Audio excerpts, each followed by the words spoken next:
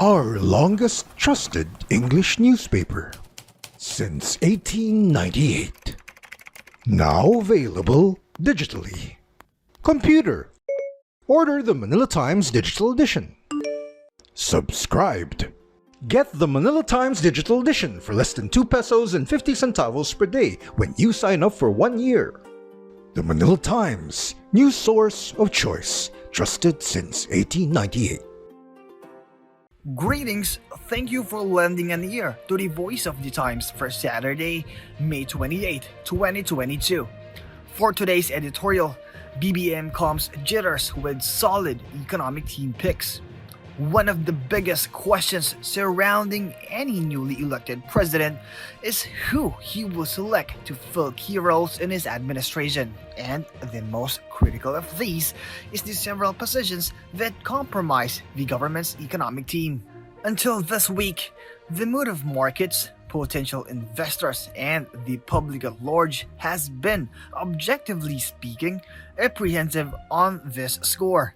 During his campaign, President-elect Ferdinand Marcos Jr. had expressed his policy aims in only general terms, and once elected, took a longer time than is typical to begin naming people to his team.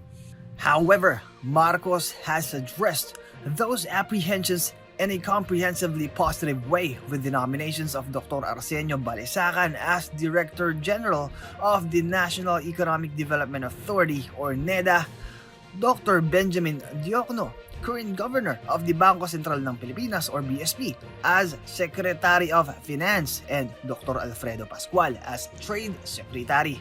Dr. Balisacan is returning to the post he held under the late President Benigno Aquino III, moving over from the Philippine Competition Commission, which he has headed since its inception.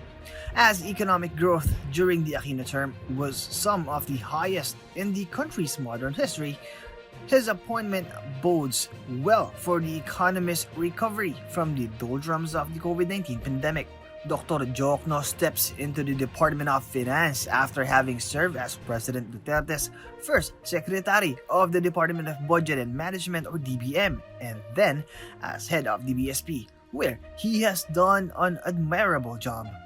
Diokno's appointment is a welcome sign of continuity, even more so than Balisacan's. He has for the past 6 years had a close working relationship with the DOF under Secretary Carlos Dominguez III, and has said that he will seek to retain most of the current assistant and undersecretaries, as well as National Treasurer Rosalia De Leon.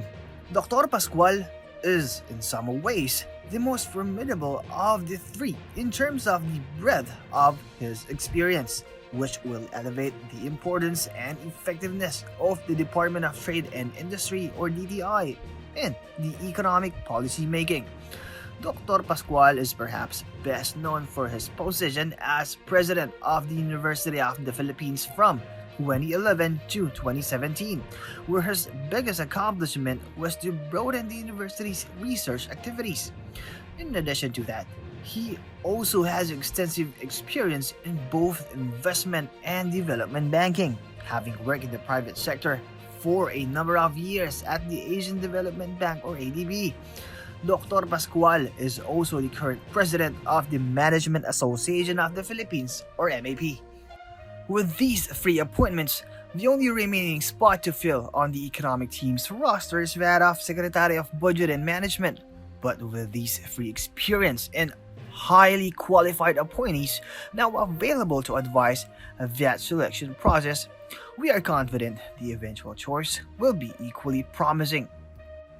Unfortunately, these gentlemen will have no time to ease into their respective roles, given the economic challenges faced by the country.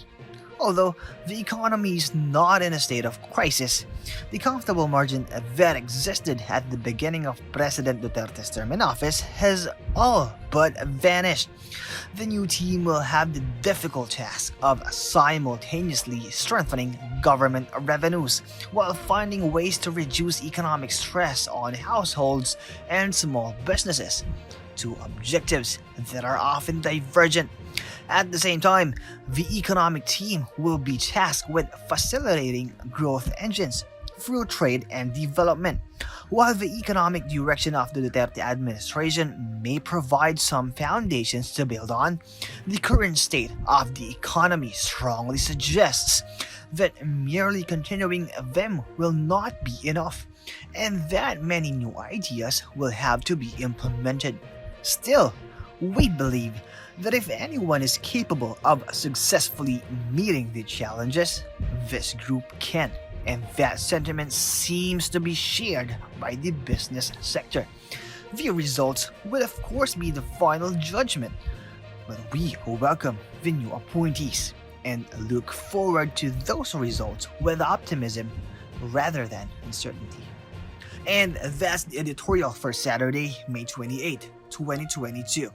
For more news and information, get a copy of the Manila Times on print, subscribe to its digital edition, or log on to www.manilatimes.net. Follow us on Facebook, Twitter, or Instagram, and listen to the voice of the times.